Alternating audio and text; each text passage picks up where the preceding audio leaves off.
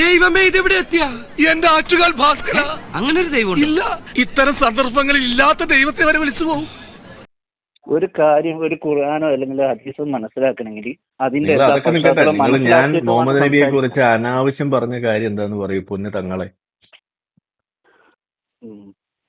കാരണം വെച്ചാല് ഒരു കാര്യം പറയുമ്പം അതിന്റെ ഉദാഹരണം പറയൂ. അതിന്റെ മറ്റു കാര്യങ്ങളൊക്കെ പ്രവാചകന്റെ കല്യാണക്കാര്യം സഫിയ ബീറുള്ളതിന്റെ കല്യാണക്കാര്യങ്ങളൊക്കെ താങ്കൾ വ്യാഖ്യാനിക്കുന്നതൊക്കെ താങ്കളുടെ ശൈലിയിൽ വെച്ചിട്ട് വളരെ മോശപ്പെട്ടല്ലേ വ്യാഖ്യാനിക്കുന്നത്?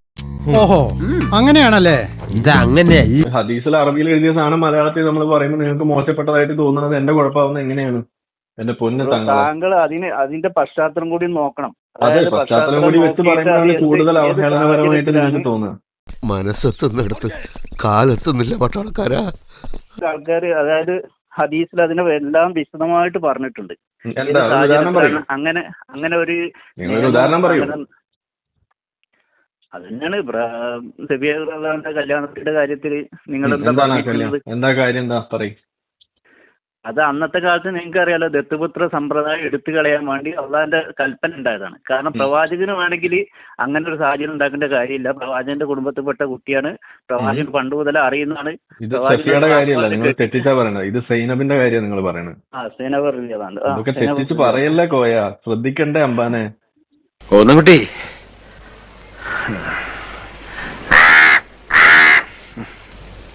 മുഖത്തായില്ലല്ലോ. ഏയ് അറിയൂല. അല്ല സോറി, പേര് മാറിപ്പോയതാണ്. അങ്ങനെ തെറ്റാൻ പാടില്ല. നിങ്ങൾ ഒന്നല്ലെങ്കിൽ ഒരു തങ്ങളൊക്കെ അല്ലേ.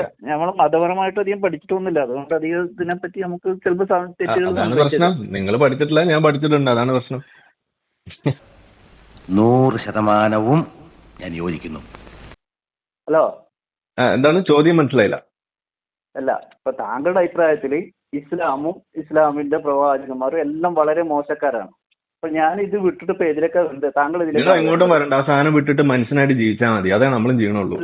ഈ സാധനത്തിന് പൊക്കിയടിച്ച് ഇതുപോലെ പൊട്ടിയടിച്ച് നടക്കേണ്ട ആവശ്യമില്ല. അത് നിങ്ങൾ മാറ്റി വെച്ചിട്ട് നിങ്ങൾ മനുഷ്യനായിട്ട് ജീവിക്കുക, അത്രേ വേണ്ടു. ബേബിയുടെ ചോദിച്ചില്ലേ, ഞാൻ ഉടനെ മാറ്റി കൊടുക്കാം. ഒരാള് ക്ഷണിക്കുമ്പോ അതിനെക്കാട്ടി നല്ലൊരു വിഭവം കൊടുത്തിട്ട് വേണം. ഞാൻ ആരെയും ഇങ്ങോട്ടും ക്ഷണിച്ചില്ലല്ലോ. തോന്നിയ പോലെ ഇത് അല്ലെങ്കിൽ താങ്കളുടെ ഉദ്ദേശം എന്താണ്? രണ്ട് മതങ്ങളെ തമ്മിൽ തെറ്റിക്കുകയാണോ? അല്ല ഇവിടുത്തെ മതങ്ങളുടെ മുന്നിൽ ഇസ്ലാമിനെ മോശമാക്കലാണോ താങ്കളുടെ ഉദ്ദേശം? ഏത് രണ്ട് മതം? മറ്റേ മതക്കാരെ മുന്നിൽ താങ്കൾ പറഞ്ഞിട്ടില്ല കാഫിറിനെ കണ്ടുപിടിച്ച് ഇസ്ലാം വലിയ സംഭവം ഇതുപോലെ പൊക്കി അടിച്ചാൽ ഇസ്ലാം വലിയ സംഭവമല്ലെന്ന് നമ്മൾ പറയും. നിർത്തി അവമാനിക്കുവാണെന്ന് താനൊരു കാര്യം മനസ്സിലാക്ക്. വിളിയൊക്കെ കയ്യിൽ വെച്ചാൽ മതി. ഓക്കെ, നിങ്ങൾ വലിയ മാന്യനായിട്ട് സംസാരിച്ചു തുടങ്ങിയിട്ട് നിങ്ങളെ തക്കിയ ഇതാണ്. ഇത്രയേ ഉള്ളൂ നിങ്ങളുടെ കോയമാരെ കഥ എന്ന് പറയുന്നത്. നിങ്ങളുടെ കയ്യിലെ കുരു ഇത്രയേ ഉള്ളൂ. വളരെ എളുപ്പത്തിൽ പൊട്ടുന്ന കുരുവാണ്, വളരെ സിമ്പിൾ ആയിട്ട് പൊട്ടുന്ന ഒരു ചൂട് കുരു മാത്രം. ഓക്കെ,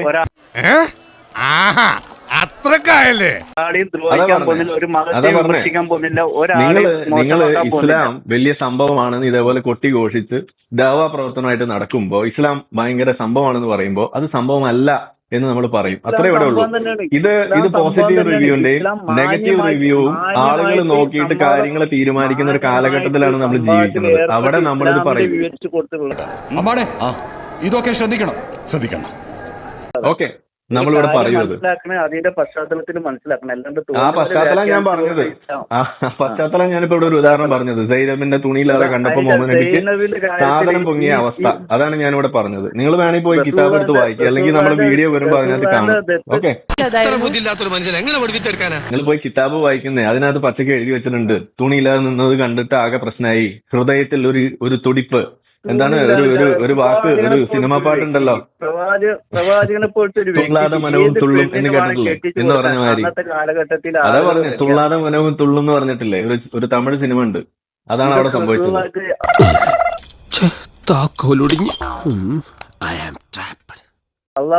തുണിയില്ലാതെ നിൽക്കുന്ന സൈനികനെ കണ്ടപ്പോ കയ്യിന്ന് പോയി, അത്രേ ഉള്ളൂ. ഒരു മനുഷ്യനല്ലേ പുള്ളേ? അതാ പറഞ്ഞ മനുഷ്യനല്ലേ പുള്ളേ?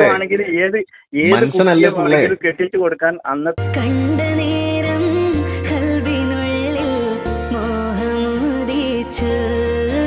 നിങ്ങൾ പറഞ്ഞല്ലോ, നിങ്ങൾ പഠിച്ചിട്ടില്ല. അതാ പറഞ്ഞേ, നിങ്ങൾ പോയി കിതാബ് വായിക്ക്. നിങ്ങൾ പോയി കിതാബ് വായിക്ക് പൊന്നു കോയ. നിങ്ങൾ അത് വായിക്കാതെ എന്നോട് വന്നിട്ട് വെറുതെ മെഴുകിട്ടെന്താ കാര്യം? 1400 ചില വർഷങ്ങളായിട്ട് കിതാബ് വായിച്ച പണ്ഡിതന്മാർ, അതായത് താങ്കളെ പോലെ വല്ല പരിഭാഷ വായിച്ചിട്ട് 4-5 കൊല്ലം കൊണ്ട്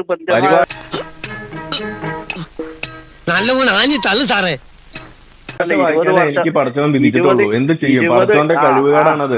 ഈ മലയാളത്തിൽ എന്നെ തളച്ചിട്ടു. എന്നെ ആദ്യം കൂടി പഠിപ്പിച്ചിരുന്നെങ്കിൽ നിങ്ങളുടെ അവസ്ഥ എന്തായിരിക്കും എന്നൊന്ന് ആലോചിച്ചാൽ മതി. നിങ്ങൾ തൽക്കാലം രക്ഷപ്പെട്ടു വിചാരിച്ചാൽ മതി. ഞങ്ങൾക്ക് ഇങ്ങനത്തെ സാധനങ്ങളൊന്നും പോയി ഇതൊക്കെ എന്ത് ഏറ്റവും കൂടുതൽ വേഗത്തിൽ വളരണം അത് ഇസ്ലാം തന്നെയാണ്. അത് വളരുന്നത് എന്തുകൊണ്ടാ? അംഗീകരിക്കണമെങ്കിൽ മനസ്സൊന്നാണോ? അതെന്തുകൊണ്ടാ ഇസ്ലാം വളരുന്നത്? ഒന്നാണോ? ഇസ്ലാം എന്തുകൊണ്ടാ വളരുന്നതെന്ന് പറഞ്ഞേ. ഇസ്ലാം വളർന്നില്ലല്ലേ? ഒരുപാട് ആളുകളാണ് ഇസ്ലാം ഇസ്ലാം പെരുകയാണ് ചെയ്യുന്നത്. ഇതുപോലെ താൻ ഇത് ഏത് ലോകത്താണ് ചെയ്യുന്നത്? പെറ്റുകൂട്ടി ഉണ്ടാക്കുന്ന മതമാണ് കോയ ഇസ്ലാം എന്ന് പറയുന്നത്. നിങ്ങൾ കണക്കെടുത്ത് പരിശോധിക്കും കോയ. നിങ്ങൾ തെളിവെടുത്ത് നോക്കാതെ നിങ്ങളുടെ മനോ ആശകൾ ഇങ്ങനെ വെറുതെ വിളിച്ചു കൂവിയോണ്ടൊന്നും സത്യമല്ലാതെ ആകില്ല കോയ. ഇതിലൊക്കെ ഭേദം നീ വാ തുറക്കാതിരിക്കുന്നതാ. അതുകൊണ്ട് നിങ്ങൾ പോയി നോക്ക്. നിങ്ങൾ പോയി നോക്ക്. ഇസ്ലാം പെറ്റു വരുന്ന മതമാണ്. ലോകത്ത് ഏറ്റവും കൂടുതൽ കുട്ടികളുണ്ടാവുന്ന മതം ഇസ്ലാമാണ്.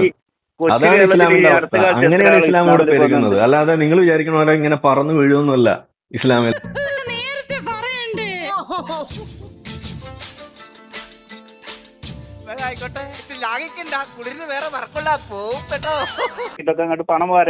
പണം ഉണ്ടാക്കുന്നത് വലിയ തെറ്റാണോ? എന്തായാലും മോഹമ്മദ് നബി ചെയ്യുന്ന മാതിരി ഗോത്രം കൊള്ളയടിച്ചല്ലോ ഞാൻ ജീവിക്കണേ. മോഹമ്മദ് നബി ഗോത്രം കൊള്ളയടിച്ച് ജീവിച്ച മാതിരി അല്ലല്ലോ ഞാൻ ജീവിക്കണത്. അടിമ പെണ്ണുങ്ങളെ പൂശിയിട്ട് കൊണ്ടുപോയിട്ട് അടിമച്ചന്തയിൽ കൊണ്ടുപോയി വിട്ടിട്ടല്ലല്ലോ ഞാൻ ജീവിക്കണേ. തൽക്കാലം അങ്ങ് ക്ഷമിച്ചു.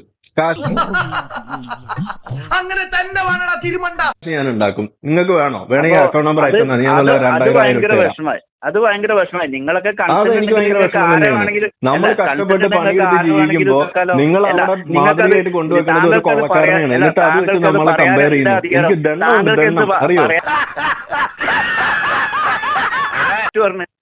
എന്താണ് ഒരു സ്ത്രീയുടെ കൺസെന്റ് ഉണ്ടെങ്കിൽ ഏത് സ്ത്രീ ആയിട്ടും ബന്ധപ്പെടാം. അതല്ല നിങ്ങളെ അഭിപ്രായം?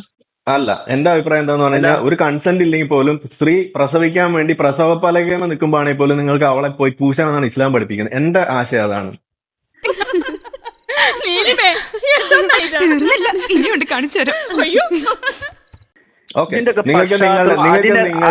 നിങ്ങൾക്ക് നിങ്ങളുടെ അടിമയെ ഒരു കൺസെന്റിന്റെ ആവശ്യമില്ല എന്ന് പഠിപ്പിക്കുന്നതാണ്. എങ്ങനെ വേണേലും മുന്നിലൂടെ പിന്നിലൂടെ കൃഷിയിടം പോലെ നിങ്ങൾക്ക് പെരുമാറാം എന്ന് പഠിപ്പിക്കുന്നതാണ് എന്റെ ആശയം. എന്തേ പുളിക്കോ? എടുത്തോണ്ട് പോകോയാ ചെല്ല് കുറച്ചുകൂടി മൂത്ത സാധനങ്ങൾ എന്തെങ്കിലും എടുത്തിട്ട് വാ. ഞങ്ങൾ എങ്ങനെ ജീവിക്കണം എന്നുള്ള മാതൃക ഞങ്ങൾ കാണിക്കുന്നുണ്ട്. അതാ പറഞ്ഞ കൊള്ളക്കാരന്റെ മാതൃകയാണ് നിങ്ങൾ കൊണ്ടു നടക്കുന്നത്. അതാണ് നിങ്ങൾ എനിക്കിത് പറ്റുമെന്ന് തോന്നുന്നില്ല ഷാജേട്ടാ. ഓ പറ്റിയാലേ നീ അടിക്കണ്ട. അവിടെ വെച്ചോ, ഞാൻ അടിച്ചോളാം.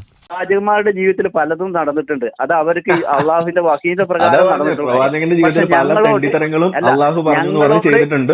അത് സമ്മതിക്കാനും അത് മാതൃകയാണെന്ന് പറയാനും അത് ചെയ്ത ആളെ മാനവരിൽ മനോഹരൻ എന്ന് വിളിക്കാനും നമ്മളെ കിട്ടില്ല. ഞാൻ പറഞ്ഞു നീ അറിഞ്ഞ എന്നാ അടുക്കളയിലിട്ട് ഇടിച്ചടാ? അവിടെയൊക്കെ ഇടിച്ച്